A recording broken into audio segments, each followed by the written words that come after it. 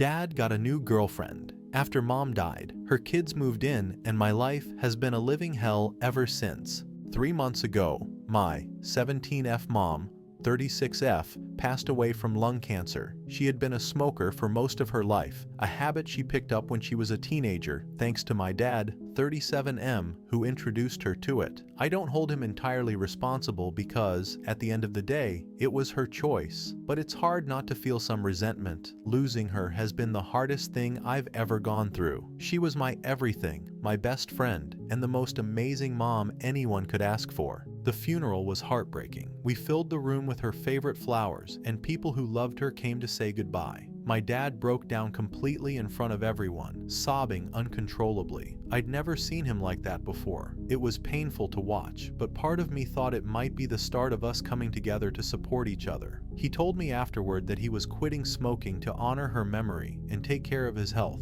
That touched me, and for a moment, I thought we were going to get through this together. That hope didn't last long. Just 2 weeks later, he introduced me to his new girlfriend, Jess, 33F. I was blindsided. It felt like he hadn't even let Mom's memory settle before moving on. I tried to rationalize it, thinking maybe this was his way of coping, but it still felt wrong. When he brought Jess to the house, I immediately disliked her. She came across as rude, self-centered, and entitled. She barely acknowledged me, acting like she was already in charge. I didn't say anything though, because I didn't want to make things worse. I kept my distance, but it was hard to watch my dad change. He went from crying over Mom 1 week to acting like Jess was the best thing that ever happened to him the next. He seemed completely swept up in his relationship, ignoring how I felt. Then, a couple of months in, he dropped the bombshell. Jess and her kids, Dylan, 13M, and Taylor, 13F, were moving in with us. Our apartment is tiny, just 2 bedrooms, and we downsized after selling our old house to save money. I was stunned. I asked him where everyone was supposed to sleep, and he told me I'd have to give up my bed and move to the sleeper couch in the living room. That was the last straw. I lost it and told him it wasn't fair. I was still grieving, still trying to adjust to life without Mom, and now I was supposed to give up my space, my privacy, and my bed for these people I didn't even know? My dad didn't take it well. He called me selfish and accused me of not supporting him in his new love. When I refused to back down, he threatened to send me to my grandma's house if I didn't accept his decision. He slammed the door and left, leaving me in tears. I didn't want to move in with Grandma. I'd just started to settle into a routine here, so I stayed, but I knew things were going to get worse. And they did. My dad gave away my bed before Jess and her kids even moved in. When they arrived, it was clear that they had no intention of making this a smooth transition. Dylan and Taylor are absolute nightmares. They're loud, entitled, and have zero respect for boundaries. They go through my things without asking, leaving my stuff scattered or broken. I've caught them eating snacks I bought for myself, and even using personal items from my room. Jess is no better. She acts like she owns the place, constantly ordering me around. She doesn't cook for me, and she's made it clear that I'm not allowed to touch anything she buys. If I say anything about the twins' behavior, she brushes it off or snaps at me for being dramatic. My dad, meanwhile, just stands by and lets it happen. Nights are the worst. The living room, which is now my bedroom, is a free-for-all. The twins stay up late watching TV, playing PS4, or just making noise. I can't sleep, I have no privacy, and I feel like I'm a guest in my own home. My grades have started slipping because I'm exhausted all the time, but no one seems to care. The final straw came last week. I noticed my dad was smoking again. Not just cigarettes, but weed. Jess was the one who introduced him to it.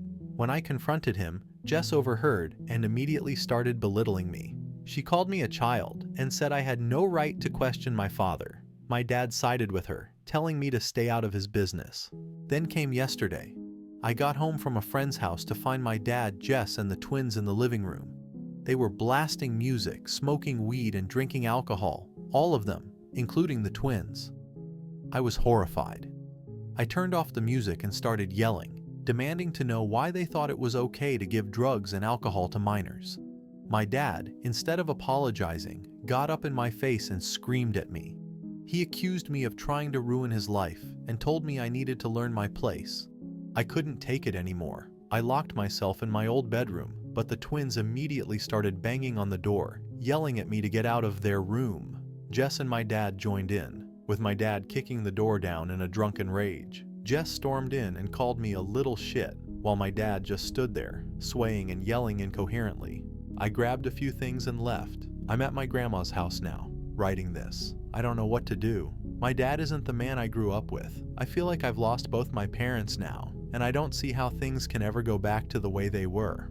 Update 1. After I left my dad's apartment to stay with my grandma, the reality of the situation really started to sink in. For months, I had been putting up with a toxic, chaotic environment, and things had only gotten worse. It wasn't just about my dad choosing Jess over me or me losing my bed and privacy. This was about the bigger picture, about the fact that my dad and Jess were not only failing as adults, but were actively harming the twins by exposing them to drugs and alcohol. I spent that first night at grandma's trying to figure out what to do. Part of me wanted to just stay there and let it all blow over, but I knew I couldn't live with myself if I didn't take action. Jess and my dad had created an unsafe environment, and the twins, as much as they annoyed me, were still just kids. They didn't deserve to be dragged into my dad and Jess's downward spiral. The next morning, I decided to call Child Protective Services, CPS. I knew it was a drastic step, but I also knew it was the only way to get someone to intervene. When I spoke to the caseworker, I explained everything.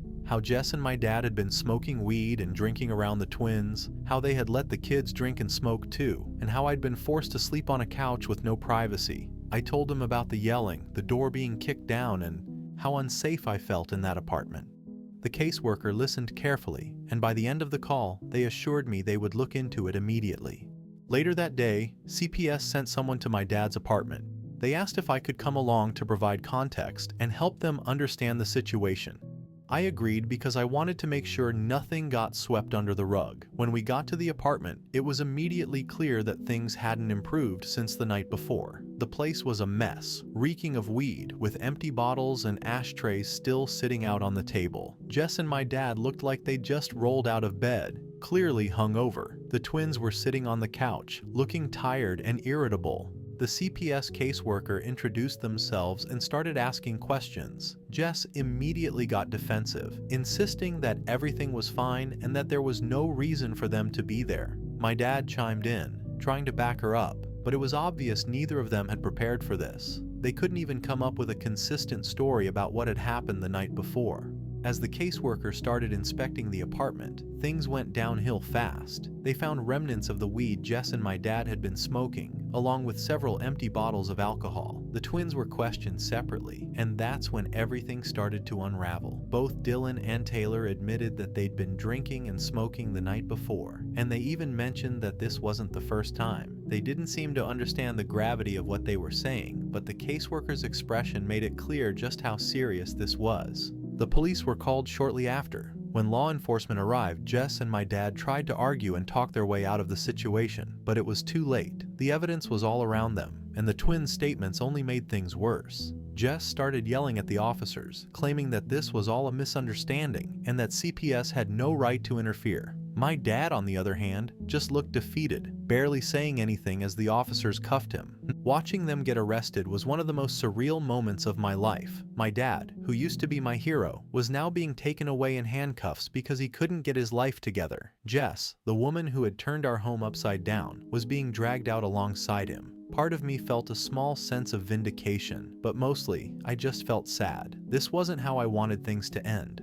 The twins, meanwhile, were a complete mess. They were crying and yelling, blaming me for everything. They kept saying that I'd ruined their lives and that none of this would have happened if I'd just kept my mouth shut. Their words stung, but I tried not to let them get to me. I knew they were just scared and confused, lashing out because they didn't know how else to cope. CPS decided to place Dylan and Taylor with their aunt for the time being. I don't know much about her, but from what I've heard, she's responsible and has a stable home. Hopefully, she can give them the structure and care they need, because it's clear they weren't getting it from Jess. Once everything was settled, I helped the caseworker document the situation before heading back to Grandma's house. It was an exhausting day, both physically and emotionally.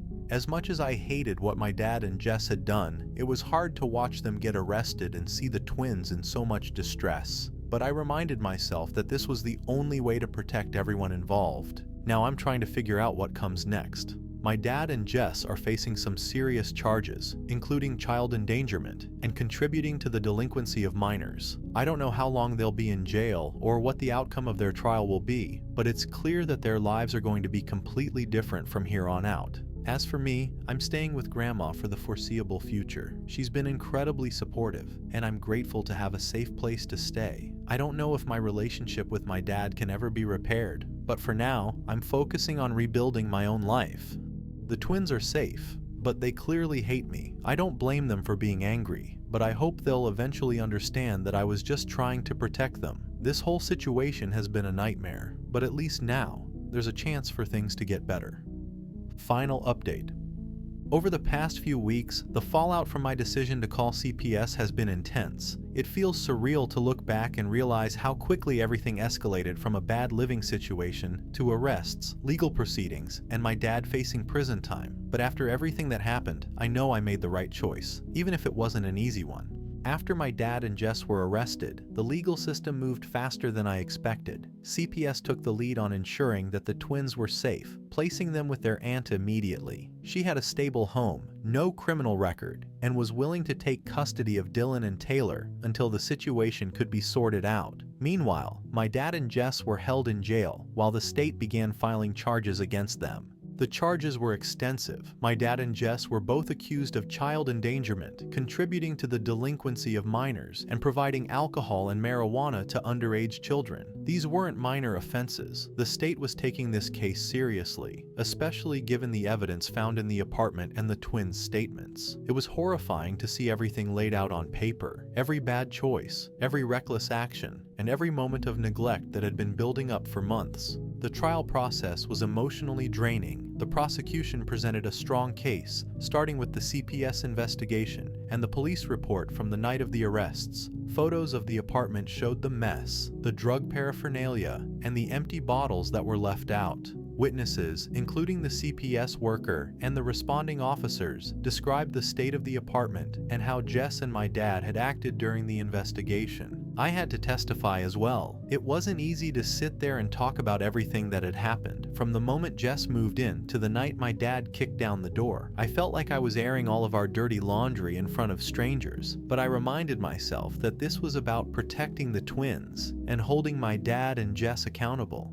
I described how the twins were exposed to drinking and smoking, how I was forced to sleep on the couch, and how unsafe the entire environment had become. The hardest part of the trial was watching Dylan and Taylor testify. They were nervous and visibly upset, but they told the truth about what had been happening. They admitted that Jess and my dad had given them alcohol and marijuana, that it wasn't the first time, and that they felt like they couldn't say no. Hearing them describe their experiences was heartbreaking. It was a huge reminder of how much damage had been done, not just to me but to them as well. Jess's defense strategy was to shift blame onto my dad. She claimed he was the one who brought the drugs and alcohol into the house, and that she was only going along with it because she didn't want to argue with him. My dad, on the other hand, seemed completely defeated. He didn't say much during the trial, and when he did, it was clear he wasn't trying to deny what had happened. It was as if he knew there was no way to salvage the situation. The court didn't buy their excuses. The judge made it clear that both Jess and my dad were equally responsible for creating a dangerous environment and exposing the twins to harmful substances. The prosecution argued that their actions went beyond poor judgment. They were deliberate choices that put the twins' health and safety at risk. When the verdict was announced, it wasn't surprising. Both Jess and my dad were found guilty on all charges. My dad received a 5-year prison sentence for child endangerment and contributing to the delinquency of minors. Jess, who the court saw as more responsible due to her role as the twins' mother, received an 8-year sentence, with additional penalties for distributing controlled substances to minors. Hearing the sentences was a mix of emotions for me. On one hand, I felt relief that justice was being served and that the court recognized how serious their actions were. On the other hand, it was painful to see my dad, the person who was supposed to protect me, sent to prison. It felt like the final nail in the coffin of our relationship. The twins' placement with their aunt has been going well, from what I've heard. She seems to genuinely care about them and is doing her best to provide a stable environment. However, Dylan and Taylor are still furious with me. They blame me for everything that's happened and haven't held back in expressing their anger. I've heard through mutual contacts that they call me a snitch and say I ruined their lives. As much as their words hurt, I know they're just kids trying to make sense of a terrible situation. They've lost their mom to prison, and their entire world has been turned upside down. I don't expect them to understand my actions right now, but I hope that with time, they'll see that I was trying to help. As for me, I'm still living with my grandma. It's been an adjustment, but she's been incredibly supportive throughout this whole ordeal. She's helped me stay focused on school and my plans for college, reminding me that I have a future to look forward to, even if things feel overwhelming right now. My dad sent me a letter from prison. I haven't opened it yet. Part of me is curious about what he has to say, but another part of me isn't ready to hear it. After everything he's put me through, I don't know if I can forgive him, at least not yet.